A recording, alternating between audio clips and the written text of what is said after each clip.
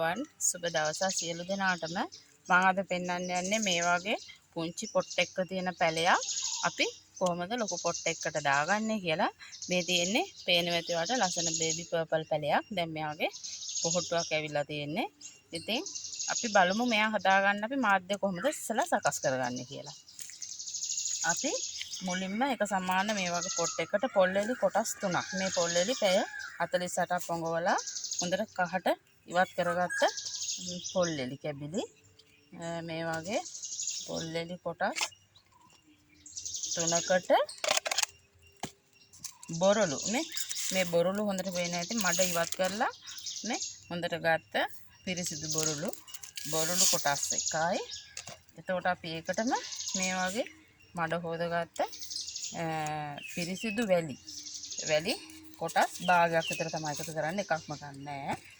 එතකොට මේ තමයි තව දෙයක් මේ තියෙන්නේ ජීවාහරණු කරපු කොහුබත් මේවට කොකෝ ප්ලස් කියලා තමයි කියන්නේ.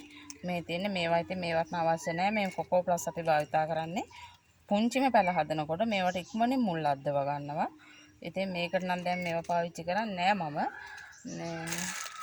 ඉතින් එහෙනම් අපි බලමු මේ ටික හොඳට මෙහෙම කලවම් කරගන්න.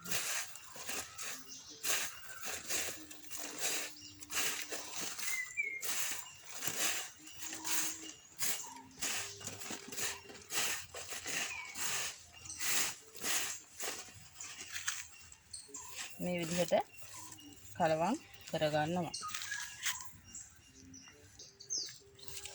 මට තව දෙයක් ඔයාලට කියන්න ඔයාලට බැරිනවා. මේ තියෙන්නේ මොනවද එල්බීසියා වැටමාර.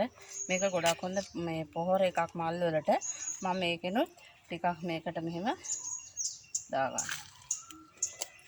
නැවත කලවම් කරගන්නවා. අපිට පොහොර කඩෙන්ම ගන්න අවශ්‍ය නැහැ. මේ වගේ පොහොර එකක් ගෙදරින්ම හදාගන්න පුළුවන්. දැන් මම මේක කොට් කරන්න යන්නේ. මේ තියෙන්නේ මේ වල හොඳට පේන ඇති පොට් එකේ ප්‍රමාණය. මේ පොඩි පොට් එකේ දැන් මලක් එන්න තිබ්බම මේ පොට් එකේ ඊට වැඩි ගහ ටිකක් ලොකු වෙනකන් තියන්න පුළුවන්. ඉතින් අපි පොට් කරලා බලමු. ඉස්සෙල්ලාම මාධ්‍ය මේ විදිහට අපි මේ ඇතුළට දා ගන්නවා. ඊට පස්සේ අපි ගහ විතරක් වර්ධනය කරනවා ඔස්මොකොටෙන් එක. මේ පොහොර එක තෙල් පොහොර කඩවල වලින් ගන්න පුළුවන්. මේ පොහොර එක අට තේ හැන්දක ප්‍රමාණයක් දාන්න ඕනේ. නැතිනම් දැන් මේක නම් පොඩි නෑනේ, මේක ලොකුනේ. ඒ හින්දාම ඔස්මොකොට බැලන්ස් එක තමයි පාවිච්චි කරන්නේ. මේක ගහ හැදෙන්නයි මල් හැදෙන්නයි ඔක්කොටම මේ හොඳයි. ඉතින් මම මේකෙන් ස්වල්පයක් තමයි මේකට පාවිච්චි කරන්නේ. මේ පේන ඇති කහපාට පුංචි ඇට ටිකක් තියෙන්නේ.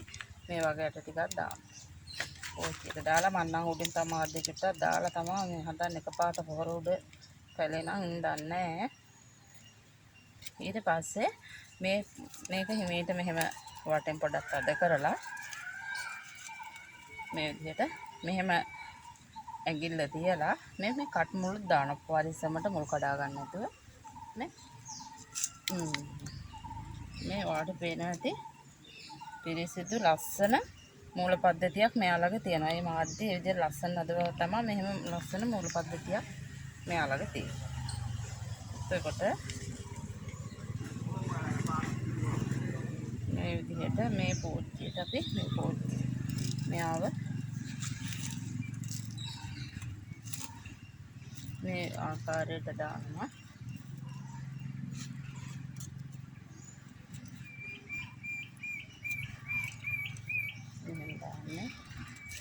දැන් මේ බලන්න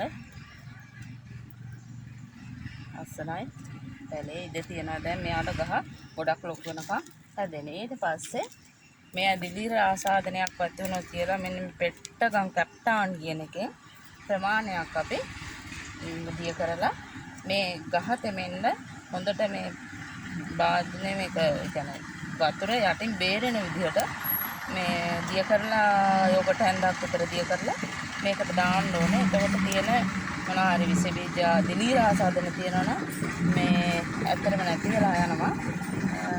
ඉතින් මේ පැලයක් පොඩි පොට් එක තියෙන එක ලොකු කරන්න කොහොමද කියලා අද මම ඔයාලට කියලා දුන්නේ. ඔයාලට තවත් දවසක මම පැලයක් කට් කරන විදිහත් මේවට දාන බෙහෙත් වර්ග දියර පොහොර ඒ වගේ වීඩියෝ එකකින් ඔයාලට අරගෙන එන්නම්. ඉතින් මගේ වීඩියෝ එක හොඳයි නම් subscribe කරන්න, like එකක් දාන්න, comment කරන්න, share කරන්න. එහෙනම් ගිහින් එන්නම් ඔයාලට. දුස්සරයි.